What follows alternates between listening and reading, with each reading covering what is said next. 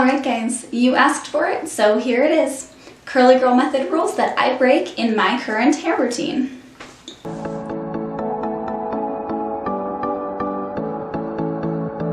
So the first curly girl method rule that I break is ponytails. And just not wearing my hair curly all the time. And to be honest with you guys, at least 50% of the time right now, my hair is brushed, pulled back into a rubber band and a scrunchie, and completely not curly girl method approved. When it is time to go ahead and style my hair curly, I take that ponytail out, and this is usually what I'm left with. Pretty crazy. And this leads me into curly girl method rule number 2 that I break, dry brushing. Only when I have already, the previous wash day, pulled it back into a ponytail because it's already brushed out. It's just really getting it down and ready for a nice cleanse. Now when it comes to cleansing, this is my third curly girl method rule that I break. I don't co-wash, like ever. Which, if you don't know what that means, it's just washing your hair strictly with conditioner. Does not work for me. I still get way too much buildup, so I use a curly girl method shampoo. Right now, my favorite products by far are the Innersense, I don't know how to say that brand, but they are pretty pricey, and I still have a lot of Not Your Mother shampoos and conditioners to use up first, so that is still what I'm using at this point. I go ahead and put the shampoo on my hands, rub them together, and then put my fingers straight into my hair directly at my scalp, and I give myself a thorough cleanse with the shampoo. I go ahead and rinse that out and move on to the Not Your Mother's 3-in-1 conditioner. Since my hair is a lot shorter lately, I apply it at the bottom of my hair, but it's still going up a lot farther and a lot closer to my roots than it would if I had longer hair, and that's okay. And to be honest, when I'm brushing it into a ponytail so often, it kind of needs that extra hydration. So I go ahead and leave that conditioner on for at least 5 to 10 minutes while I finish showering, and then I rinse that out and I'm good to go.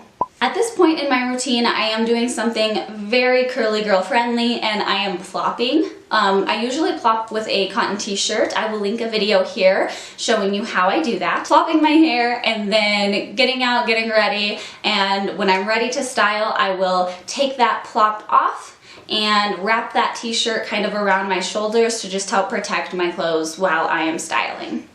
By far my favorite product right now for styling is the Orange Marmalade Eco Slay gels. I don't know what to call it. It's just called Orange Marmalade. Lately I am only styling with this.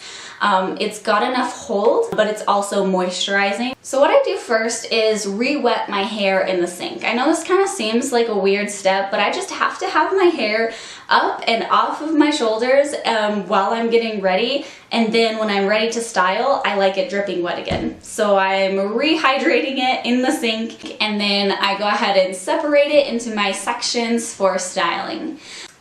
So I put a little bit of orange marmalade on my hands, rub them together, and then apply via praying hands method. I also sometimes rake in a little bit of my product. And then I start finger coiling. Finger coiling is just my personal preference lately, just to make this curly hair wash day last a little bit longer and be really worth it for me. So I finger coil every strand in that section, and then I scrunch, and then I move on to the next sections and repeat. When all sections of my hair have been styled, I am ready to start drying. And this is where curly girl method rule number 4, I think we are at, comes up. I use heat when I style, high heat actually. So I attach my diffuser onto my hairdryer, and then I start either upside down or tipping my head to one side or the other, and I bundle up a little section of hair that I want to get diffused, push it up towards my head, and then turn on the dryer. And I have it on high heat and medium speed usually. And I'll do this for a good 10 minutes. At that point, I will start root clipping. I take these little clips that I just got on Amazon, and I'll link them down below, and I put these in anywhere next to my roots that I feel needs a little bit of volume. And then that is it. I go ahead and go about my day, let my hair finish air drying. When I come back in a couple of hours, it is fully dry, and I can feel the crunchiness from the hold part of that orange marmalade in my hair. So I start removing those clips, and then I take a little bit of argan oil, put that on my hands and rub them together, and then I scrunch out that crunch.